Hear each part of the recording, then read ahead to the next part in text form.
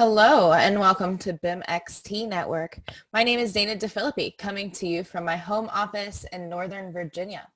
For those of you that do not know me, I'm a BIM technologist at Smith Group, advisor for the Revit DC user group, and speaker at national BIM conferences. 5 user groups along the East Coast have come together to bring you the BIMxt Network. The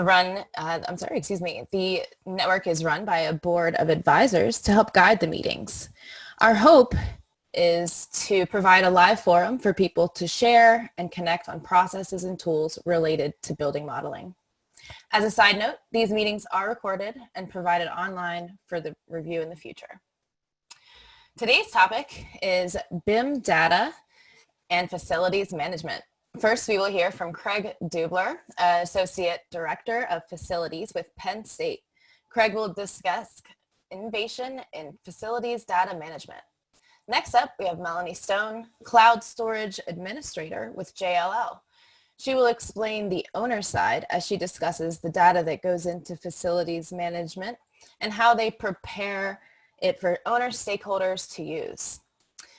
Today, we will have each presenter go over about 20-minute presentation, and we will have about a 20-minute discussion afterwards where we would like to hear from you, the participants. One of our common responses from our surveys is that the discussion is one of the best things, so make sure that you chat with us.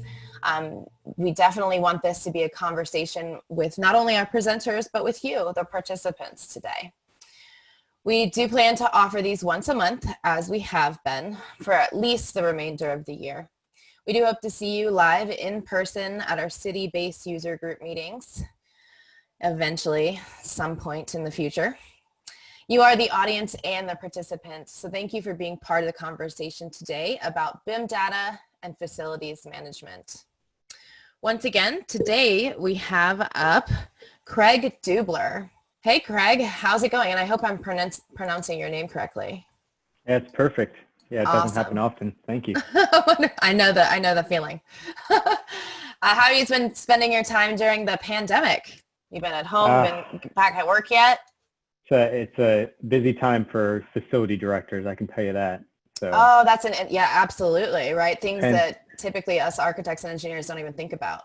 Yep, so Penn State is back in session. In-person classes is an option, but there's a big discrepancy between students, faculty, staff, and other auxiliary options.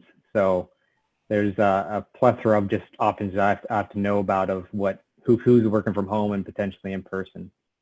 I feel like we could have an hour conversation just about that. That brings up so many questions that I want to have. But I know that you have a wonderful presentation for today, so I'll let you throw that up there without further ado. Sounds good. Thanks, Dana. Thanks, everybody who's able to join today. As Dana mentioned, I'm Craig Dubler, the Associate Director of Facilities for the College of Engineering at Penn State. Prior to that, I was the BIM Director for the university and was heavily involved in implementing what Penn State does from the BIM side. So what I want to talk about today is specific to BIM for FM and really hone in on how to provide what the owners need from a data and information perspective.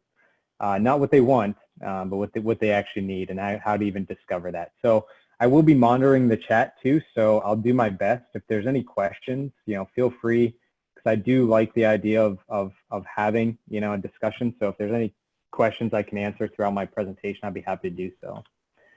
So I talked a little bit about myself. I don't like to do it often, but just to tell you, I have a pretty well-rounded background. I was part of the BIM Execution Planning Guide that was derived from Penn State research. I worked in DC construction area for 5 years after my undergraduate degree, came back for my PhD. And that's when I started getting into BIM and how we can do things better. So I think throughout my career, how I was successful, or I think how people are successful, is just saying there's got to be a better way. And, my research has kind of led to that. And it was helpful with what previous research was done, but just saying there's got to be a better way has led to the implementation of lean in construction. It's led to the development of integrated project delivery. It's led to the develop and the influence of BIM, what we're here to talk about. And hopefully, people saying there's got to be a better way of doing things, or this just doesn't work, will leading to the future of BIM for FM. We're going to be talking about the tip of the iceberg now, but more robotics, automation. I'm really excited to be involved in where we're at for an industry. But paying homage to the studies that have come before us. If you haven't heard these, great. It's new to you. If you have, I'm sorry, it's a refresher. But Paul Teicholz out of Stanford looked at the construction industry in the early 60s all the way up to 2000s, and we just weren't keeping up with manufacturing. Whether you agree, with the numbers or not, I don't think that's important. But we know that construction was not as efficient as manufacturing, and that's actually led to a lot of lean and IPD studies. And then in the early 2000s, Patrick McLeamy out of HOK looked at, this what's known as the McLeamy curve. Curve number 4. If we start making decisions earlier on in the design process, it actually costs less and adds more value. So we should integrate it as a team. Led to more design build, led to more integrated project delivery, as well as started this idea of sharing information with teams. So final study I just want to chat about is NIST in 2004. They talked about the cost of interoperability, or just not sharing information on our projects. And that cost the industry an exorbitant amount of money, just us being siloed. And this has really led to a lot of BIM research. And I know at Penn State, we were able to get a pretty decent grant with helping to try to solve this problem with interoperability from the BIM execution planning guide. At the same time, how can we do it from a Penn State owner perspective? So what is BIM for facility owners? So I'm going to put my owner hat on. At Penn State, if I'm getting a project delivered to me, what do I expect? And believe it or not, I don't care a lot about the models. Only where it adds value. So BIM to me is information management. So how can I get the information I need to continue being successful in facilities, or maybe look at increasing my options or my interoperabilities or information that is available to me and taking advantage of it. So what types of information are available to me as a facility manager slash owner? Well, there are models, and there's a purpose for that. I'm not saying there's not a purpose, but sometimes we put a pretty good value to models where it might be too complex for some owners. It definitely provides wayfinding, or it provides, where things are, or maybe components, as built conditions, record model conditions. But there's also the most important thing to us is the data, that comes out of that. And I'm sure I'm not telling you anything you don't know, but that's what I, tend to care about is, okay, what can I pull from these models? What about that air handling unit is important for me to maintain it? What is important to me about the space where I can operate it? At the same time, over building in general, where I can look at security, safety options. We also have to pay homage to the stuff we forget about, right? They're still drawings, and we're still using drawings, so we can't forget that that's still important to a lot of owners. And I'd probably say just as important as data is documents. So I can do this export of a large amount of data, but if you give me an O&M document that has the information in it, and I can get that in the field to my technicians, that's extremely important. And I just don't want to forget about that from a turnover standpoint. And last but not least, it does get overlooked a lot, but there's so much knowledge that's produced on our design and construction projects that just doesn't get turned over. So how can we do that in a better fashion, where we take advantage of the vendors, the subcontractors' knowledge from an installation standpoint, and turn that over to the owner? So I've presented this around the country, but it's the idea that I have for maximizing the benefits of BIM for FM. So if every project knew this, and it didn't really matter what your owner was, if you just got to know your owner, what they cared about, and what you could do from a facilities management, these are kind of the keys that I came up with. So first is begin with the end in mind. So just think about the owner, just get to understand them, what information they actually care about, how they want it delivered. Collaborate effectively, so actually come up with a plan to do that. That plan will be extremely overwhelming at first. So have the ability to actually break down that plan and focus on key turnovers. So I think that's kind of a missing part that we had when we put the BIM execution plan together at Penn State is it was overwhelming. It was this 20-page document. Okay, we have a plan. But if you couldn't break it down and you couldn't actually deliver certain things, I think it got overwhelming, and it doesn't mean that you could actually execute that plan. So if you focus on turnovers, that's a key to execution. So the idea of beginning with the end in mind, just some questions to ask any owners, in my opinion, is, what's the purpose of the facility? Why is this even being built? Who's the stakeholders that are attached to this project? Who's going to occupy, operate, and maintain? That may be one entity, that may be 3 entities, but then that there may be 3 people from a stakeholder perspective that are going to be requesting information at turnover. Once you do know who those stakeholders are, what information do they need to do their jobs effectively? That can be difficult because they may get overwhelmed by the terms of models. Hey, what would you do with the model? But maybe just ask simply, what information do you need to do your job right now and in the future?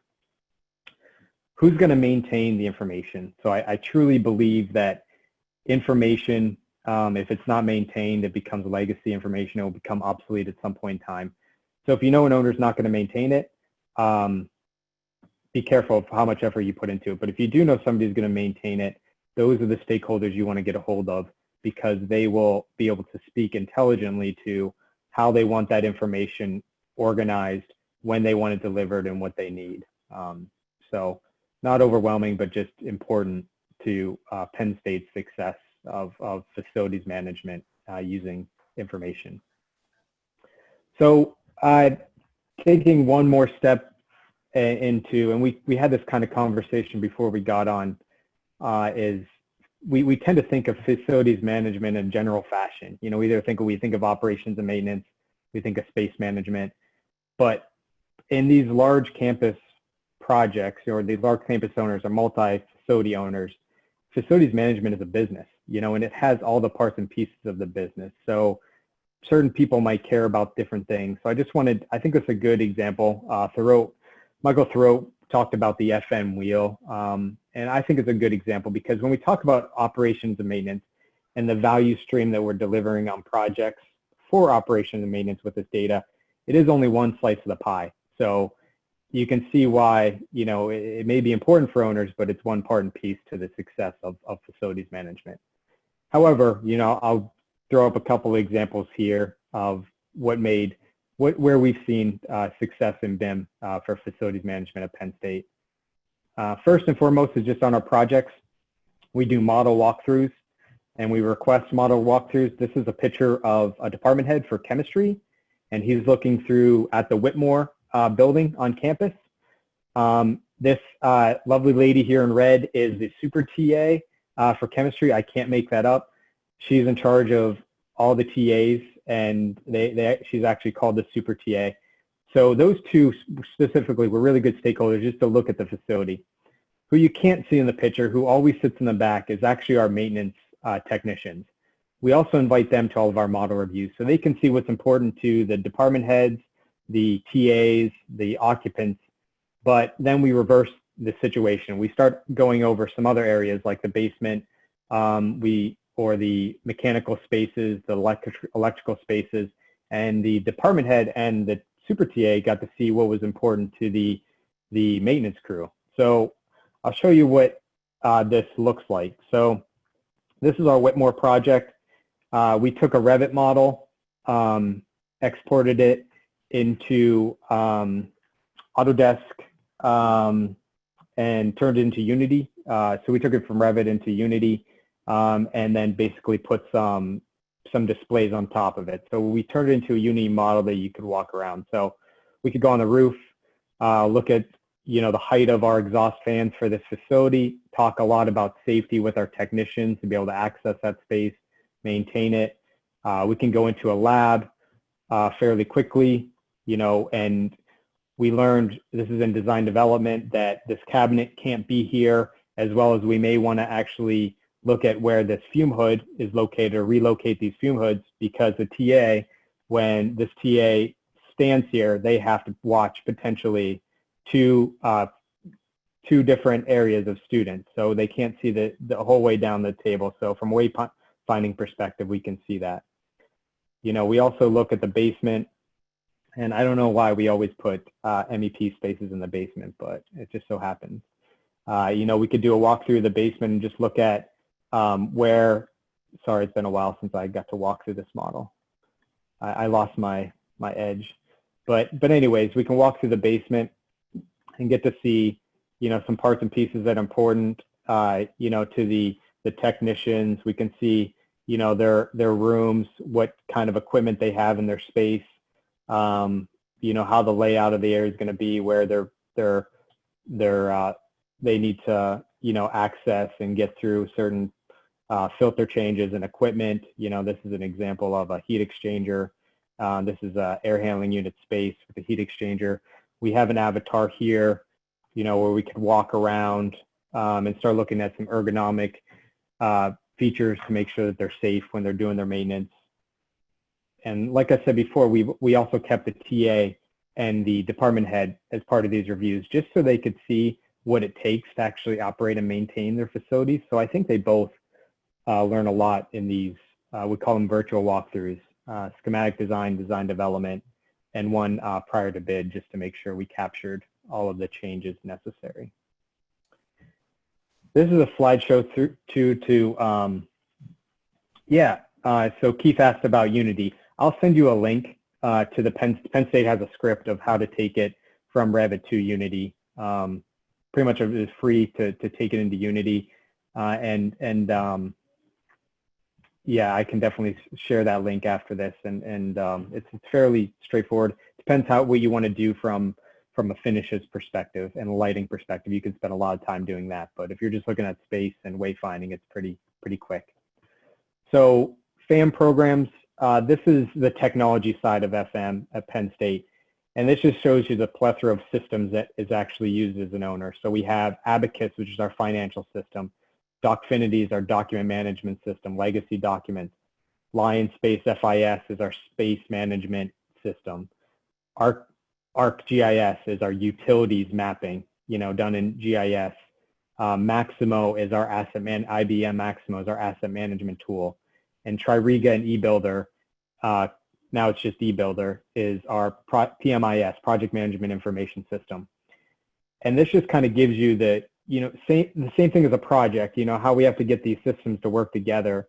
As a company, these large owners, you know, have the same IT infrastructure, and a lot of it is integrated. So it's not as easy sometimes as just sharing model information, but we have to focus on what part and piece do we want to integrate to facilities management.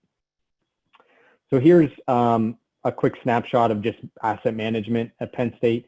So if I was to kind of say BIM at Penn State, what we focused on is we focused on getting data in the technician's hands. So this was an iPod Touch at one point in time. Now they have iPhone, I think they have iPhone 11s now, where they have a pretty decent screen, but they can carry them in their pouches. And they have access to O&M manuals. They have access to Maximo to actually record information. They have barcoding where they can get that asset information and make decisions in the field, and they have access to the model. So to get there, we had to obviously collaborate effectively. So each of our projects, we develop a BIM plan to make sure that happens. This is a 4-step process to develop a BIM plan. I do strongly urge that each of your projects have a decent BIM plan. One, to determine what you're going to do on a project, but specifically where you're going to deliver at the end of the project. And like I think that's probably what most of us think about when we think about Penn State, right? Is the PXP or the BIMxt, the BEP or whatever anybody wants to call it, right? I feel like whenever you look up BIM execution plan, you're going to find resources related to Penn State. Yeah, that's exactly right. You know, and we're always trying to sharpen that too. So if there's something you found with the BIM PXP that you like or something you want changed, you know, there's a website, bim.psu.edu. I have it in my references at the end. I would love to hear more collaboration on that, or things that we want to change with it, or some keys to success so we can make it better for the industry. Yeah, thanks, Dana. And then finally, the key to success is focusing on turnovers. And this is kind of exciting, but at least to me. But once we found out that, okay, we know what data we want at the end of the day, and when we can put together in Revit, you know, a list, or at least either families, common families for certain types of pieces of equipment, or we can just do shared parameters, with different asset types. We can then deliver that and start requesting information at different phases of the project. So when I say focus on deliverable, we just contractually obligate design entities at the end of the day to get to a certain amount of information or legacy information about that piece of equipment. And then design to construction, we determined, and this is a very difficult decision for us, but not to keep it in the model, but to pull it out in Excel, because it was easier for the contractors to not fill out Revit information in the field. It was easier to keep it in Excel where they could actually put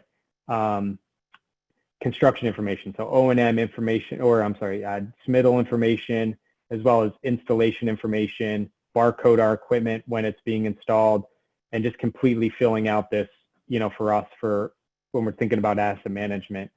And that was a big, tough thing for us, because we always wanted to stay in the model. We said the model is it, it's where it is, but at the end of the day, it didn't really matter if it was in Excel or it was in the model. It just cared that we got it organized correctly and that the information was filled out the way we needed it. So once again, getting the owners what they need. And then we had to take that information and pull it into Maximo. So you might have heard of Kobe. It would be great if Kobe was aligned. And Kobe is great, has opportunities, as well as, if the software is perfectly in line with the owner's recommendations. If their owner's recommendation changes, or if the software may not accept Kobe the way it's defined, you have to kind of do a manual manipulation of that data. So unfortunately we did, because a lot of our asset parameters were set up in a different way from a legacy perspective. So we kind of had to define our own information structure. But we take that data, import it into Maximo, attach O&M manuals, which is probably even more important than a lot of that data, and it gets maintained within Maximo from an asset management and a maintenance perspective. So, that's kind of Penn State in a nutshell, what we're doing from BIM for FM. I guess I would say if you had an owner that didn't know what they wanted, these are some questions I would probably ask them, and I'll share these slides. But, just trying to help turn over some rocks, whether they have any BIM standards or what existing systems or softwares do you have, what decisions or who makes your decisions, who's the most important thing. Good question. So Heather asked, do I have any idea the percentage of responsibility of who's filling out that asset information? It's about 25% designer, 75% contractor. As a matter of fact, we also have the contractor validate the information that's in design through the submittal phase too. So that's part of the process.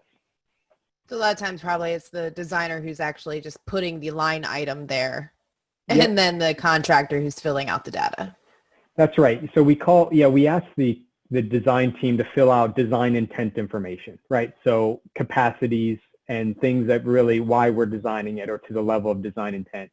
And then the contractors are filling out submittal/installation information. I'm trying to generalize a little bit, but Magdalena asked about more details about Revit models with Maximo. Yeah, so we took Maximo, kind of reverse engineer it, like these are the specifications for each asset classification, turned those into either shared parameters or Revit families, and we published those on bim.psu.edu or opp.bim.psu.edu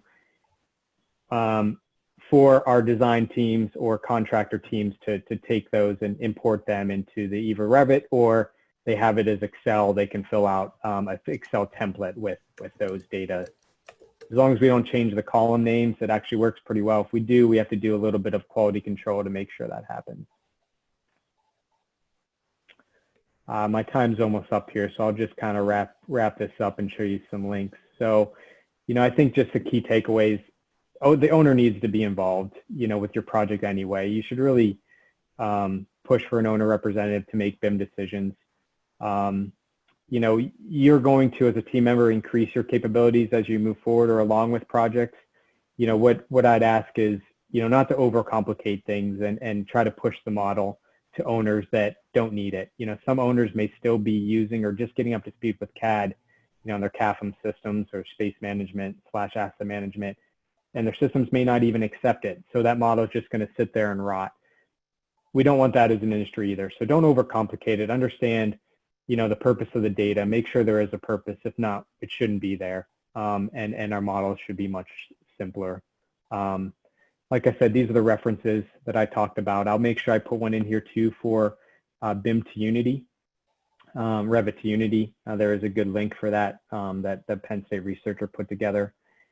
And last but not least, if you're interested in kind of joining the movement either from BIM to FM or just the national BIM standard, I sit on the board of directors for NIBS, Building Smart Alliance, and they're currently going through the National BIM Standard version 4. They're soliciting members to be part of the work group, and I know Nick, he can share a link here to that if anybody is interested in joining it. You do have to be a Building Smart member to volunteer.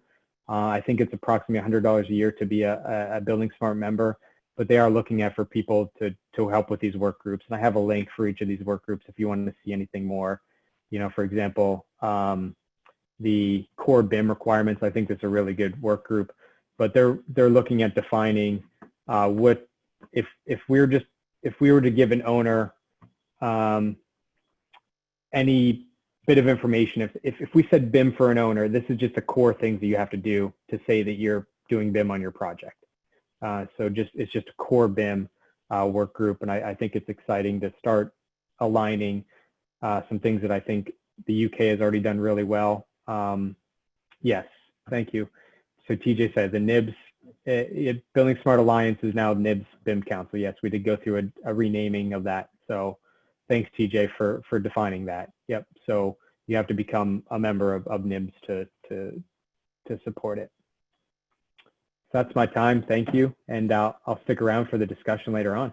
Thank you so much, Craig. That was so useful. And I feel like, with Penn State, like I mentioned earlier, even when I got out of school and I was like, what's a BIM execution plan? And like legitimately Googling it, finding all those resources with Penn State. I know you guys have been in the BIM world for a long time. So what would you say is maybe next in terms of facilities management and data and that whole movement? Where do you see it going? Obviously you guys are on the brink of a lot of new technologies with Unity and all of that. So what's maybe in the forefront?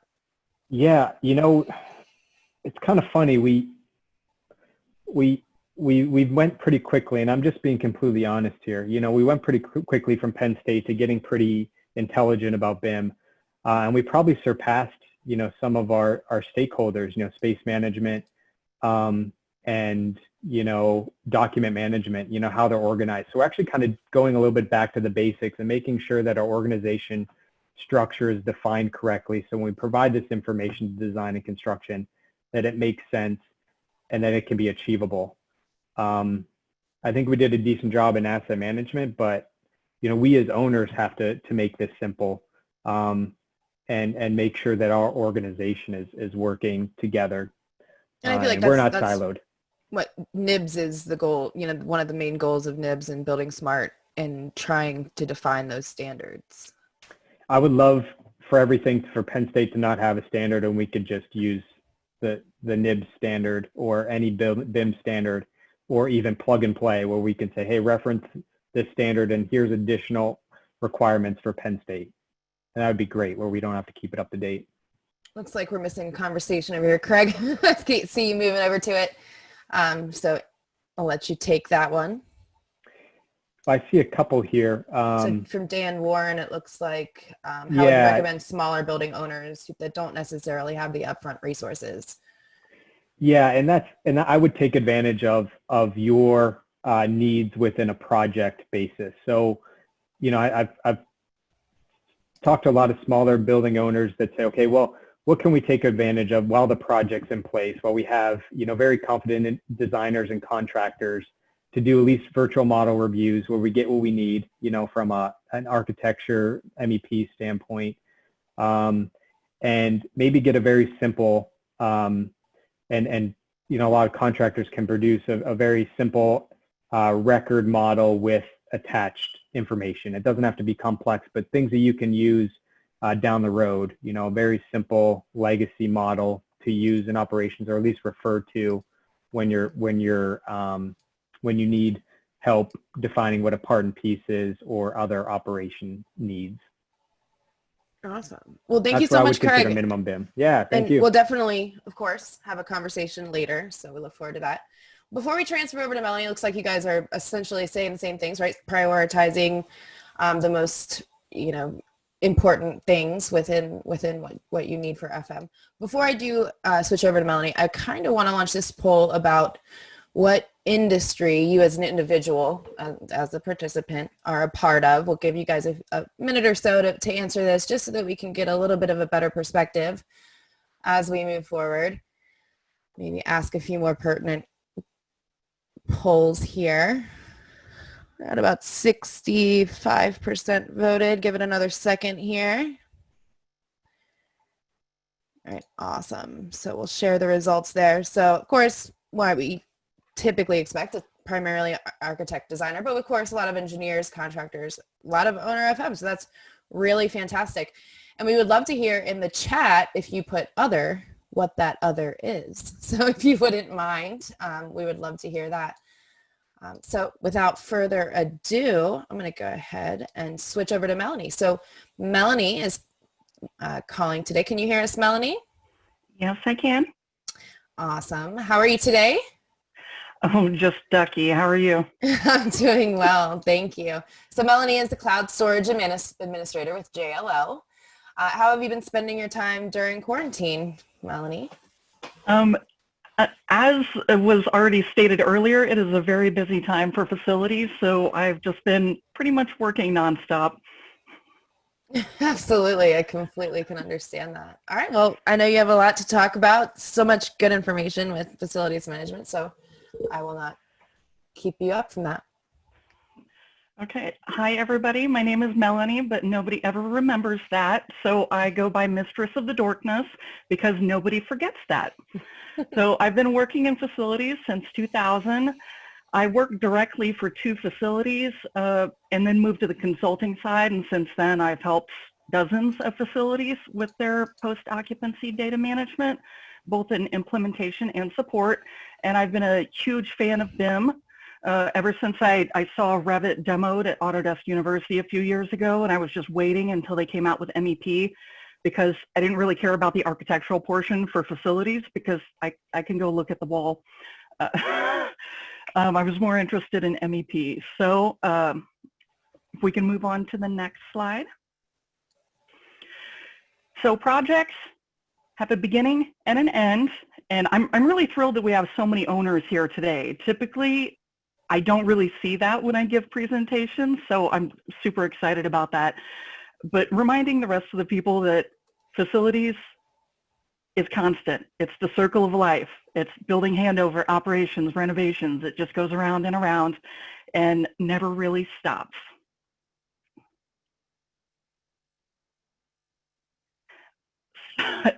When I talk about facility management and what we need, everyone always gets derailed talking about, oh, you should really put it in the contract or the specs. Hot tip, it's in the contract, it's in the specs, so we're not going to talk about that. We'll just move on. So facilities, everyone's like, what do you need as your deliverable? And we're like, whatever you have. Give us everything. We will figure out what to do with it. We will figure out how to make it play nice and give our stakeholders what they need. So this could be CAD files, it could be Revit models, it could be tabular data, maybe it's Excel or an export from Derofus, or anything else you've connected your Revit model to on the design side. Operations manuals could be PDF or paper, whatever. I've even had deliverables of scans and videos, something that shows us what's above the ceiling or what's below the ground before things get sealed up. Provides a lot of great perspective, and we definitely put that in with our project archive. And then on the next slide, we can see where our data goes. Now, we just saw that the great diagram there from Penn State about all the different systems they use and how they're interacting with one another, and they trade data back and forth. So other teams aren't going to have Revit. So the facility subject matter expert may have to distribute a CAD file, or maybe they have their archive, they've got their patchwork quilt put together, and maybe that's still a CAD file because they don't have the funds to turn it into a Revit model yet, or it's a low priority area. So they're going to take information from the model and they're going to put it into the CAD file and distribute it to the other teams that need it. I personally haven't seen anybody sharing Revit models with stakeholders. It's always been exported out to some other format, but I'm sure there's some facility out there who is doing that. So we also export to the tabular data, PDF, images. The CAFM, CMMS, and IWMS, like spoke about in the previous presentation, Tririga, Maximo, ArcGIS, Archibus, FM Systems, Manhattan, like there's so many different programs that are going to eventually receive data that started out in this model or the other deliverables. We also make reports. Those could come out of a CAFM system, or we could be manually tabulating them, or they could come out from some other specialized homegrown thing that we've built, or we've built a connector from our CAFM system or our model that speaks to another program or spits out a report. A lot of it could just be done, information we convey in just presentations. When we speak to the other stakeholders, we're trying to give them information just the way they need it, or data exchange. That's, I just said the live connectors that will transfer data between the programs. Right, next slide, please. So this is an approximation based on the facilities that I've worked for.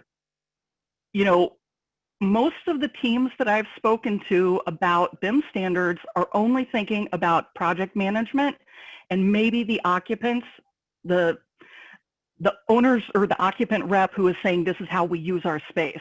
So the project teams have that in mind, but those are not the people who are going to be touching the deliverables. They don't care about those deliverables, they just care about the space that gets built out. Or they care about getting the project closed out so finance gets off their back. Who really touches this stuff over and over again is going to be completely other departments. Yes, I've got design team and PMs in there in the middle because at the beginning of the next project or the end of this one, yeah, there's going to be some back and forth with those datas, but they're not the primary users of this over the life cycle.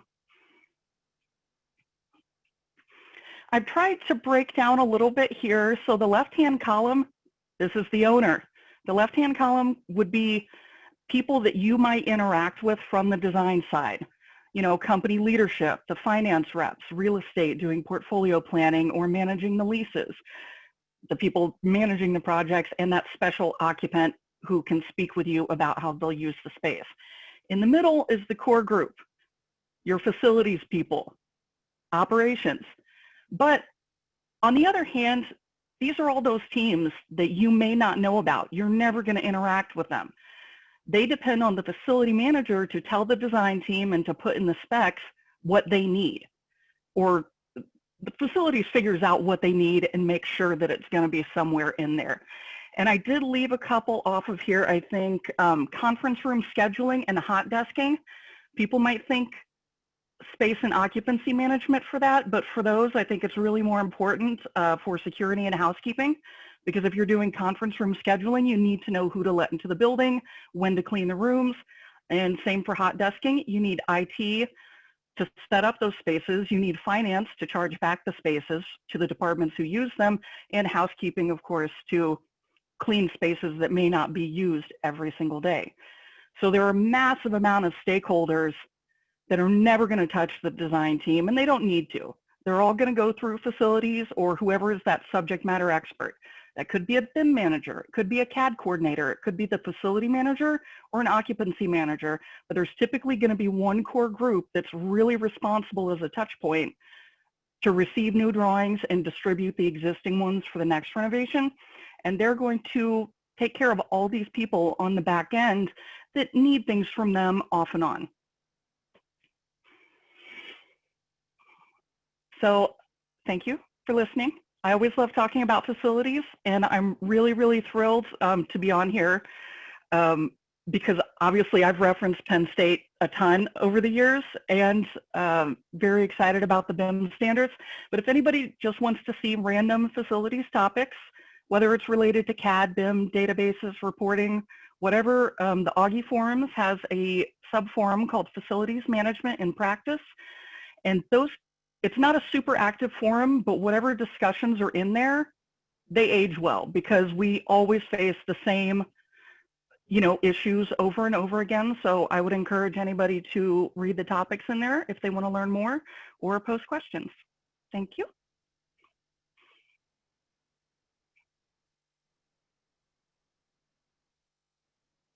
And I will say also that Melanie has a wonderful blog that she shares some really wonderful content in facilities management as well. So you can check her out.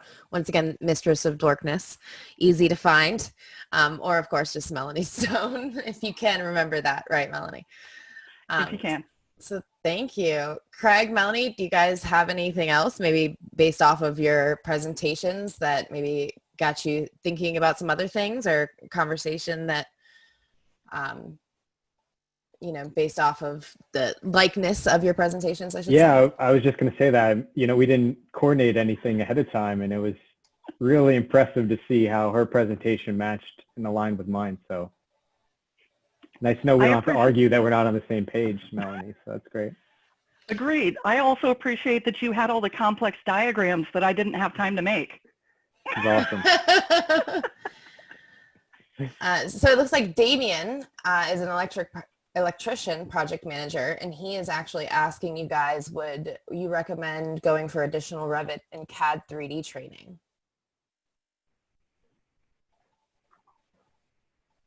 Right, it's a kind of a tough question, because it really depends on, one, what type of data are you getting? Are you getting the Revit model? Are you getting the CAD, right? I'll let you guys go from there. It's a tough one. So for me, I've just learned on the job as I needed to. So I could open a model, and then once I'm in that model, I'm like, okay, how do I purge? I go Google, how do I purge? And then I find the plugin, here's a video on how to use it. So for me, it was so piecemeal that I didn't go through a formal training or have a manual. I just sort of learned on the job.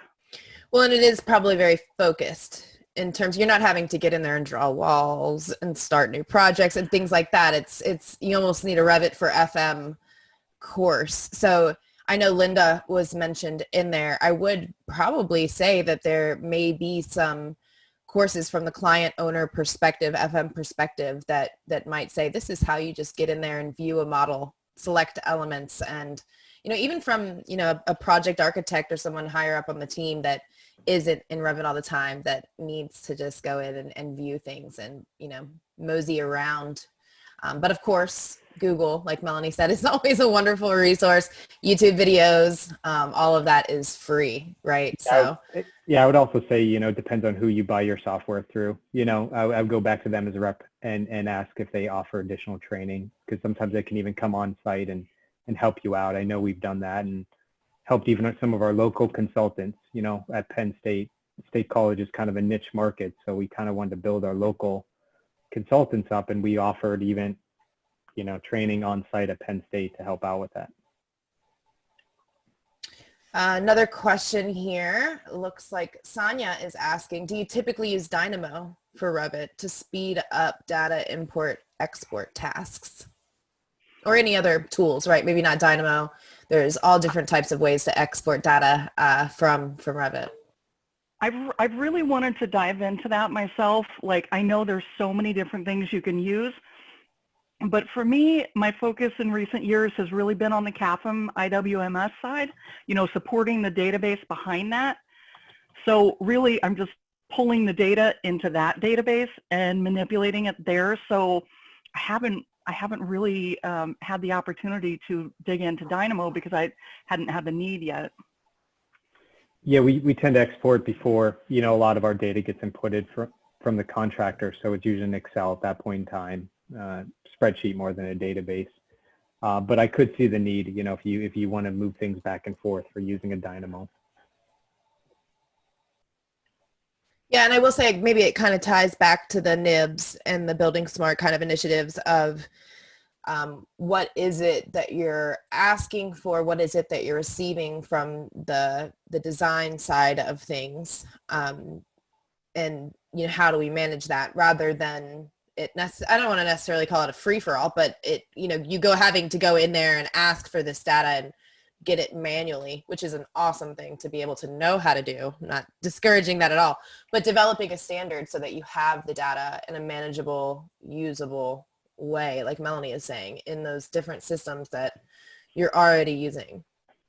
Yeah, we use it's a good point. We use a model checker too for just QC, of our data. And I think that's probably more important than even export options, is just to make sure that you don't have any blank fields and your characters are correct. And, we do a lot of model checking, just to make sure that's accurate. And we use Excel model checker for that. And I know that also, oh, sorry, go ahead, please.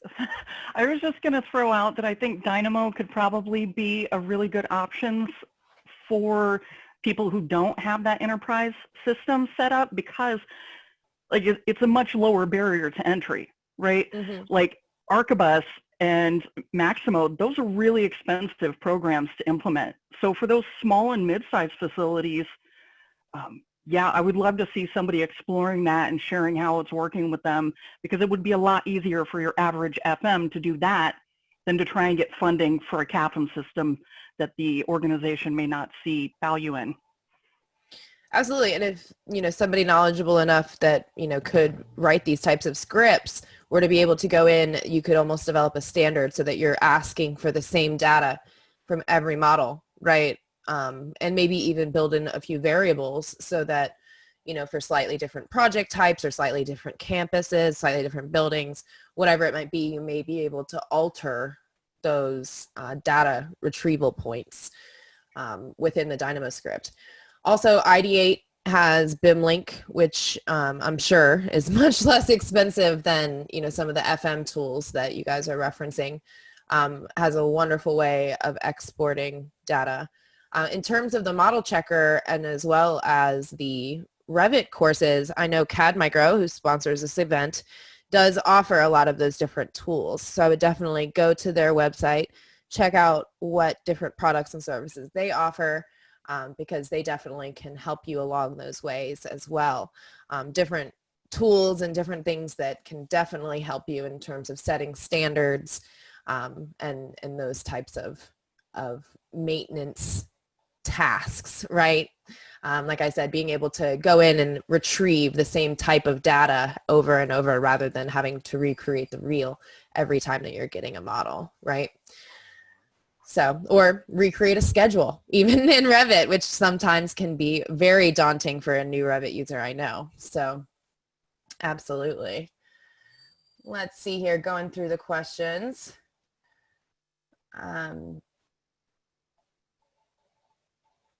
Do you guys have any other, Melanie, where maybe do you see the industry going in terms of FM, data, BIM?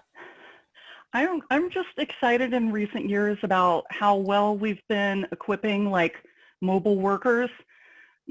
Our facilities guys used to have to run across campuses all day long, but if they can have a tablet because there's now Wi-Fi.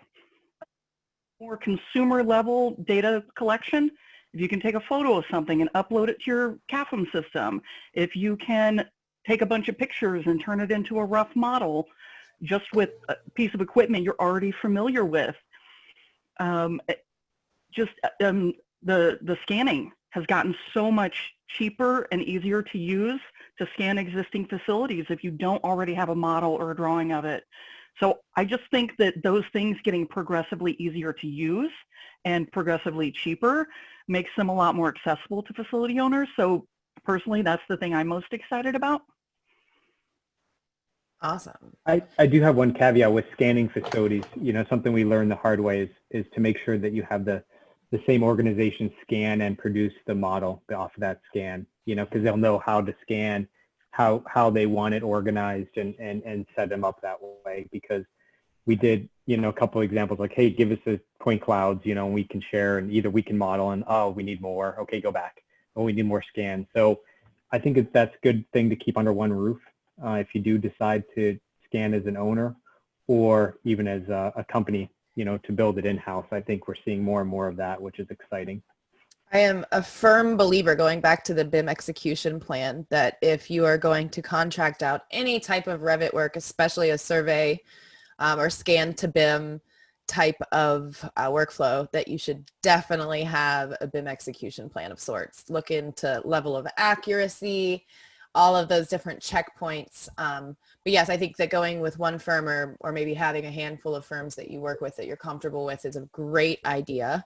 And I know that there are quite a few out there, especially now with that technology really on the rise.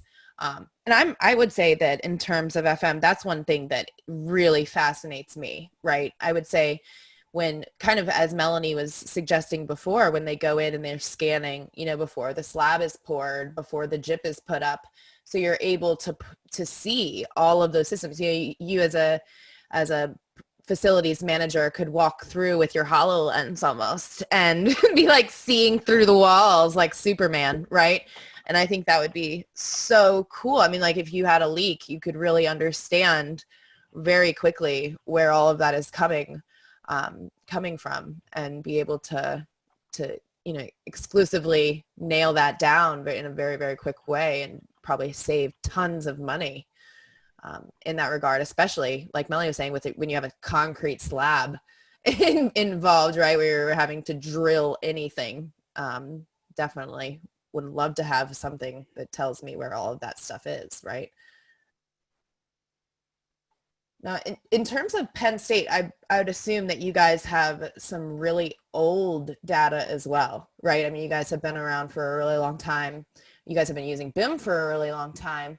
But how was that integration process, right? I would say that that's probably one of the harder things for, maybe like the question before, some of the smaller campuses who are trying to get into the BIM for FM, smaller universities, what have you.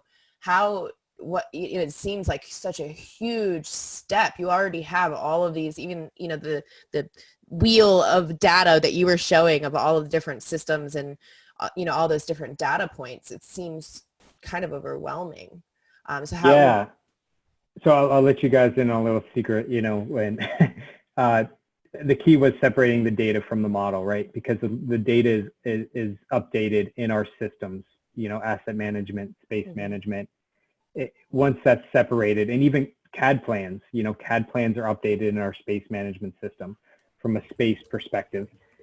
My secret is that our models, we don't have the capacity to keep all of our legacy models updated. So we strip them down, make them of a record model, for basically architecture only. We do have some MEP systems in there, some of our major components. If something changes on a large project, we will redo that section of the model, but it has to be a pretty substantial retrofit to redo our models. I've seen Western Michigan, they've had some good examples of how to keep their models up to date, but it is potentially unsustainable. Nothing against them, and they've admitted it, with the amount of, you need to have a whole CAD group, or a whole Revit user group within your organization to keep them up and live. Mm-hmm. And it's just something that we had to do the value stream on that. Was it worth it for us to keep it? Was Russ Manning, one of our previous BIM managers, would always say, is the juice worth the squeeze? And unfortunately, it just wasn't for that. Well, I know Melanie and I have had separate conversations about digital twins and, other things where, I mean, I know you say as built to an architect and engineer, we're like, no, don't do that to us. So what is the value? I mean, do you guys request as built? I would assume that you do. And, I guess you would ask then, how pertinent is that as built if you're not maintaining it to a certain level? I think asking for I think the preferred term is record drawing, so nobody tries to throw a lawyer at me. I think the thing with that is, like we just stated, we're stripping down the model to just what we need and then updating that thing that we need. So whether we move a piece of ductwork or a branch, or we walk through and our maintenance guys notice, oh, that's not what it says on the blueprint, let me make a napkin sketch. Ideally, we're getting those napkin sketches and we're making the updates. I wouldn't be going back and updating a schedule. I wouldn't be updating the length of the pipe run or the materials used or adding sections and details. I would just be updating like the basic size of it. Or when I change walls in a Revit model, I just change the wall. I don't go in and look at the family type and see what it's composed of. So like the basic structure is going to be there, the basic components are going to be there. It's just not going to be done to the precise level of detail that we originally received. Right, okay. So we do have a few questions here. We actually have Adam Ridge. Adam, can you hear us? Hopefully Nick is in the background doing his awesome. Awesome. Hey, Adam, where are you coming from today? Raleigh, North Carolina. Welcome, welcome. So what's your question for our guys today? Yeah, so I was just wondering, with all this new technology and this new development with BIM for FM, which areas are you seeing the largest return on investment, and what areas, did anything surprise you now that you have all this data? Were there areas that you're seeing return on investment that you didn't anticipate when you went into it? I can start, Melanie, if you want. So, one of the objectives we had at Penn State was becoming more efficient in maintenance, and reducing through attrition, the size of our maintenance technician group. And just being honest, we had to get more efficient. We never knew what from an education facility what was going to come. And we've actually done that. Our preventative maintenance has increased, our corrective maintenance has decreased, which means that we're analyzing our assets and we're seeing return on that investment to the point where we're staying ahead of our maintenance requirements, and systems aren't failing where we have to correct them. That was pretty surprising how quickly that started to occur because technicians bought into it. Nobody lost their jobs, but they saw where areas where we were inefficient, they didn't have the information they needed to do their jobs. They were excited and bought into, this entire, I won't say necessarily technology, but more in lines of information at their fingertips. When you put a model in front of them, they get a little bit overwhelmed, but give them an O&M manual and data that they can use, and they'll go crazy. They'll do whatever for you. I definitely agree with that. I think for me as a document manager first, the thing that I liked most about it was sometimes when you would get those CAD files, they would be broken down into smaller files. And then when you would put them side by side, they wouldn't line up. Or when you would be chasing, like you've got a dozen pipes going down a hallway. If you work in a medical facility, those pipes are really important and the valves are really important. So you have to make sure they're right. And when you're walking down a hall and all of a sudden the label switches from, oxygen to condensate return, like halfway down the hall, you're like, oh, great. Now you have to go get your little isolation unit, get a ladder, stick your head above the ceiling and figure out which one is actually in which place, and then go move all the labels.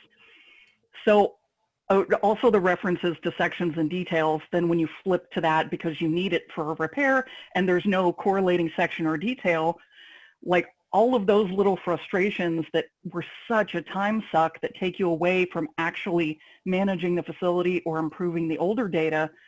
Yeah, that's the part that got me most excited and freed up the most amount of my time.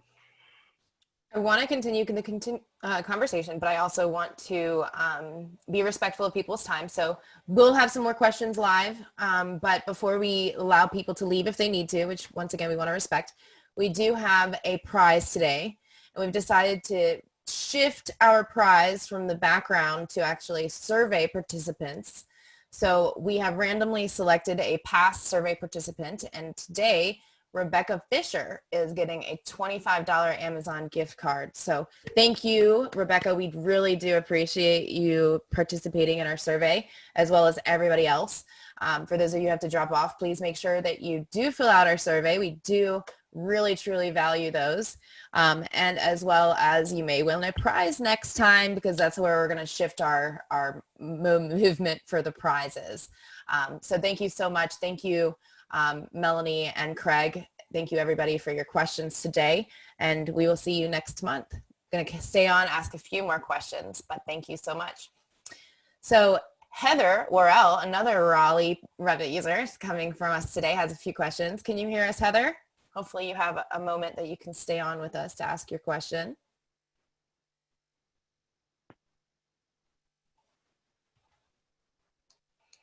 Maybe not. She may have needed to leave. I'm here. Oh, she is. Yay. Hey, Heather. Sorry, I was trying to get the message across that I needed to be unmuted.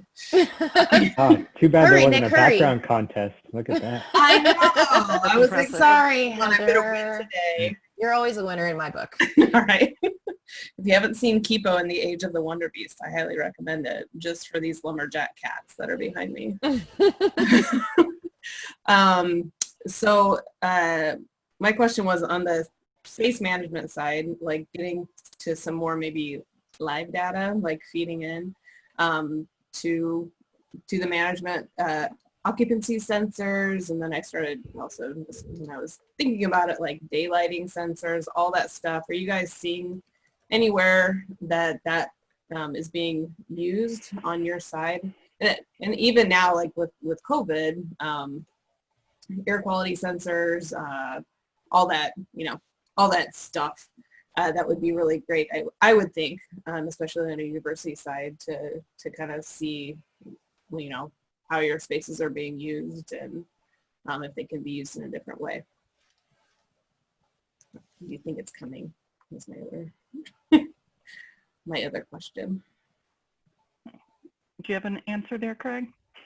Well, I can speak quickly to occupancy and then probably more like, so yeah, we keep track of in our space management system, which is on a platform called Penbay Innovation Solutions.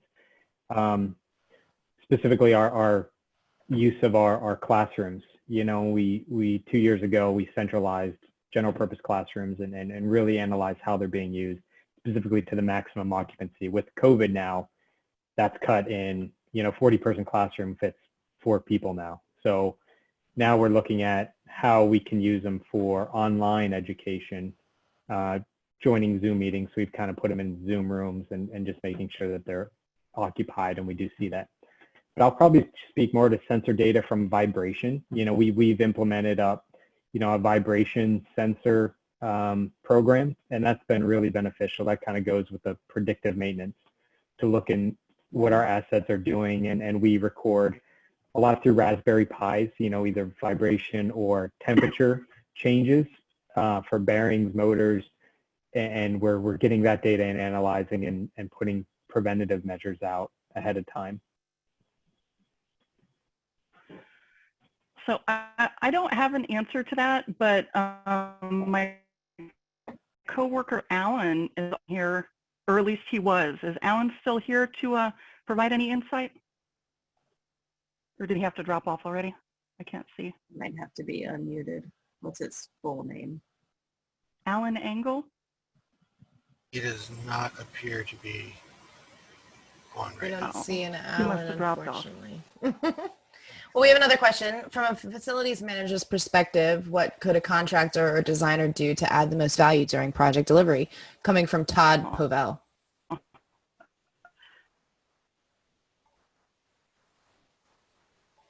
That's a good question. I like to hear that question. I'd probably say keep the end users involved, and that's not just the owner representative. I showed that example of doing a virtual walkthrough with our maintenance technicians and going through ladders to roofs, thinking about safety, thinking about ergonomics, show that we care about our maintenance technicians or our facility managers who usually don't get a say on these projects, and schedule that time, I think pays huge dividends. It's in design and leads to good construction. Yeah, I was just going to point back to Craig's slide where, he talked about sit down, talk to the owner, walk through the process. And obviously that owner is not going to be necessarily the project manager or someone on the project team, but, that subject matter expert. So making sure you have a sit down conversation with them to see what they're really using it.